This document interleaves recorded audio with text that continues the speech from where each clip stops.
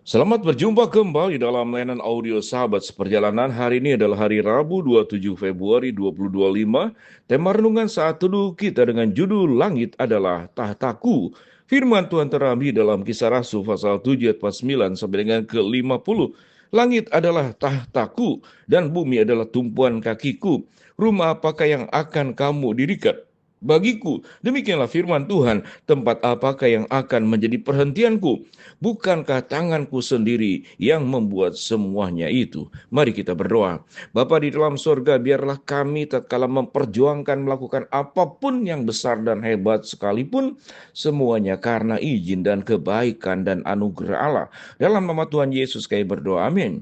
Shalom sahabat seperjalanan yang dikasihi Tuhan. Sebuah mimpi besar bagi bangsa Israel dalam perjanjian lama adalah bagaimana diizinkan untuk mendirikan yang namanya Bait Allah.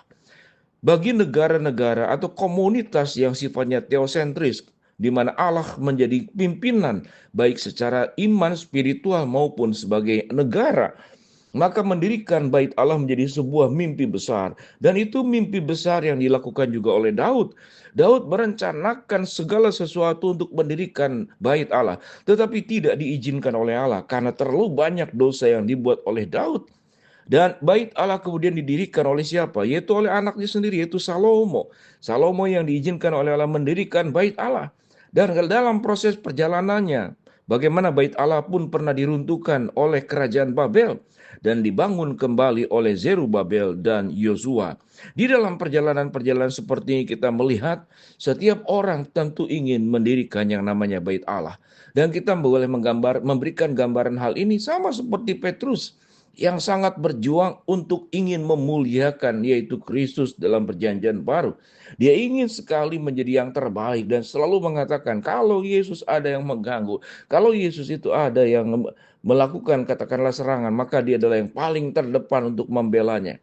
Kata-kata bom baptis yang diucapkan oleh Petrus adalah menunjukkan sebuah gambaran juga yang dilakukan oleh Daud. Dia menginginkan sebagai orang yang terbaik di hadapan Allah, tetapi tujuan sesungguhnya bukanlah untuk melayani Tuhan, tetapi tujuannya adalah untuk meninggikan diri sendiri, untuk menyombongkan.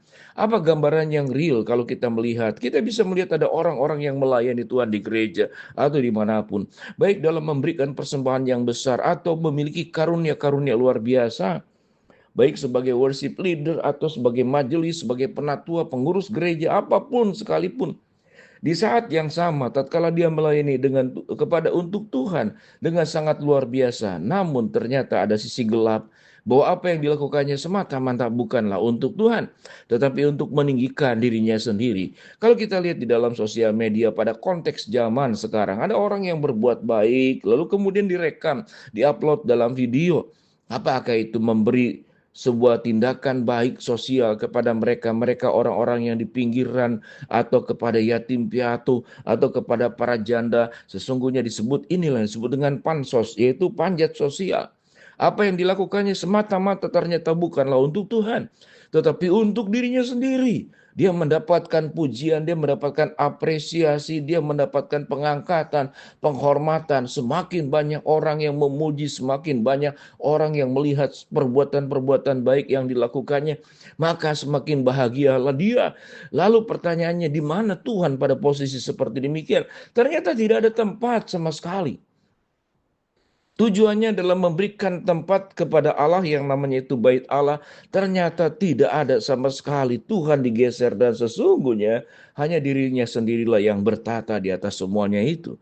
Apa yang firman Tuhan katakan, saudara, dari kedua ayat tadi, Kisah Rasul 7 ayat 49 sampai dengan ke-50. Langit adalah tataku dan bumi adalah tumpuan kakiku. Rumah apakah yang akan kamu dirikan? Demikianlah firman Tuhan. Tempat apakah yang akan menjadi perhentianku? Bukankah tanganku sendiri yang membuat semuanya ini? Pada ayat yang berikut dikatakan, hai orang-orang yang keras kepala dan yang tidak bersunat hati dan telinga, kamu selalu menentang Roh Kudus, sama seperti nenek moyangmu, demikian juga kamu. Siapakah dari nabi-nabi yang telah dianiaya oleh nenek moyangmu? Bahkan mereka membunuh orang-orang yang lebih dahulu memberitakan tentang kedatangan orang benar, yang sekarang telah kamu hianati dan kamu bunuh. Kamu telah menerima hukum Taurat yang disampaikan oleh malaikat-malaikat, akan tetapi kamu tidak menurutinya. Inilah gambaran daripada orang-orang Israel, mereka yang memahami hukum Taurat, yang menjalani hukum Taurat. Tetapi sesungguhnya semua perilaku agamawi yang dilakukannya, yang bersifat tradisi, semata-mata tidaklah untuk Tuhan, tapi untuk dirinya sendiri. Pada titik ini, sahabat seperjalanan, apakah kita menjadi orang yang baik? Perbuatan baik itu bisa dilakukan, tetapi motivasi berbuat baik itu hanyalah Tuhan yang tahu dan dirimu sendiri yang tahu. Kalau motivasimu adalah sesuatu yang baik dan tulus, maka itu menjadi kemuliaan keindahan malaikat bersorak. Tapi kalau motivasinya adalah hanya untuk mengagungkan diri sendiri, memuliakan diri sendiri, maka sesungguhnya yang bersorak adalah setan dengan seluruh pasukannya yang bersorak untuk perbuatan baik yang kita lakukan, tetapi sesungguhnya dia adalah perbuatan untuk meninggikan diri. Kalau kita berbicara apa tanda-tandanya orang yang tulus dan orang yang tidak tulus, orang yang tidak tulus adalah tatkala berbuat baik, lalu kemudian tidak mendapatkan balasan seperti yang diharapkannya, dia akan marah, akan kelihatan karakter dan tabiat aslinya. Semasa saya pelayanan sebagai seorang hamba Tuhan, ada jemaat yang mempersembahkan persembahan karena waktu itu akan bangun gedung gereja, yaitu persembahan atap genteng, dan atap gentengnya itu memang dicari yang terbaik. Dalam perjalanan kemudian ada sedikit persoalan, ketidakcocokan dengan panitia pembangun. Kemudian orang tersebut mendekati kepada saya, dia mau menarik kembali sumbangannya. Saya katakan, Bapak, sumbangan yang sudah Bapak berikan itu sudah jadi atap, sudah dibelikan genteng, bagaimana uang itu dikembalikan?